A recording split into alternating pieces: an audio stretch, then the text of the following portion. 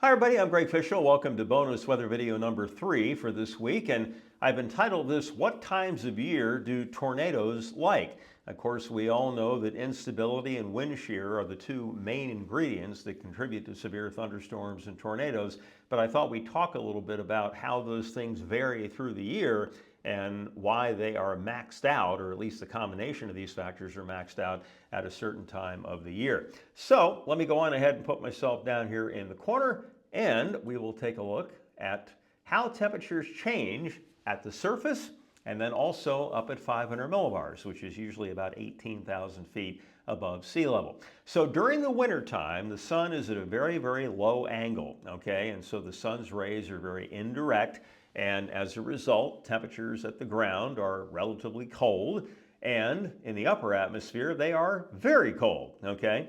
However, as we head into the spring season, the sun starts to get higher and higher in the sky, and the sun's rays become more direct. Now, the sun heats the ground first. The ground absorbs the solar radiation and then re-radiates it in the infrared range to the air immediately above the ground. Okay, and then through the process of convection, that heat is gradually transferred higher and higher up into the atmosphere. But the initial warming is going on at the surface. So the surface temperatures begin to respond to that higher sun angle immediately, okay? And so it starts to get quite warm at the surface.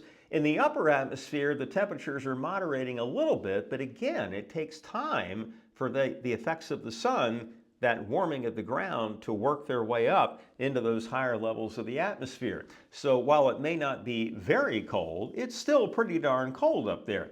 So you're increasing the lapse rate from the surface of the Earth up to the mid-levels of the atmosphere, and of course that directly relates to instability. The steeper the lapse rate, the more unstable the air is, and the easier it is for an air parcel to become buoyant and then accelerate upward into a big thunderstorm.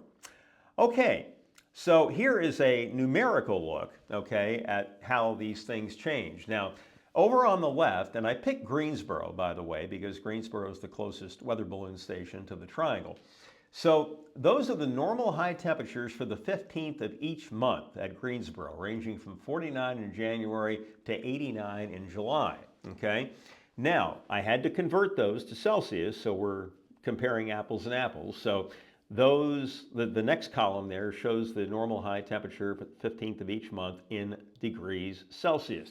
The average 500 millibar temperature in Celsius is immediately to the right of that, okay? So columns 3 and 4 are the normal high temperature, or average high temperature at the surface, and the average temperature at 500 millibars.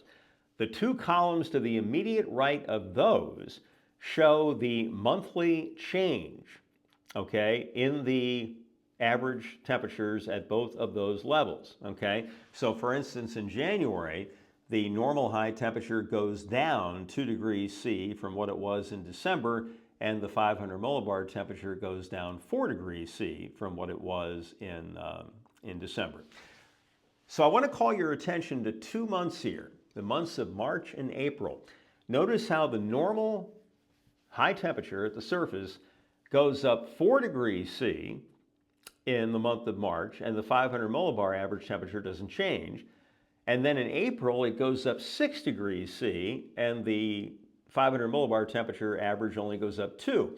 So during those 2 months, the surface temperature has averaged an increase of 10 degrees C, which is 18 degrees Fahrenheit, while the 500 millibar temperature has only gone up 2, okay? So a lot of warming near the ground, not so much up there in the months of March and April, and so the lapse rate really, really steepens during that time.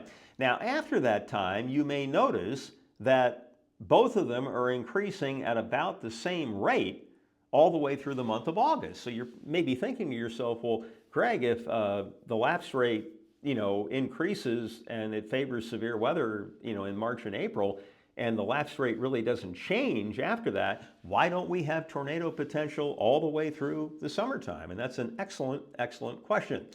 All right, and the way to address that is this.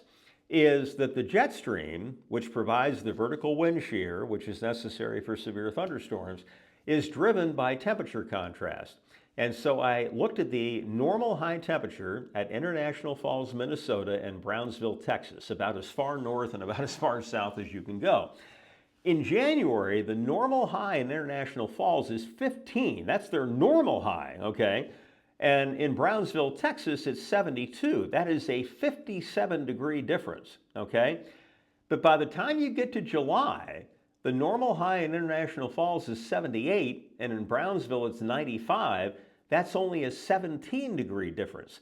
So when you lose the temperature contrast across the United States, like we do as we head into the summer months, then the jet stream, or at least a strong jet stream, is no longer supported, and so the vertical wind shear has pretty much gone to pot at that point.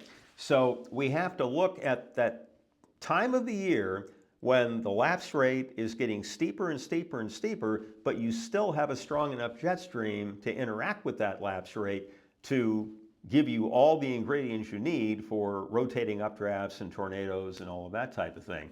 And then once you head beyond the months of March and April, not that it can't happen in May and June, but the probability starts to go down because the jet stream is weakening, and even though the lapse rate is still very, very steep, you simply do not have the vertical wind shear to go along with it anymore.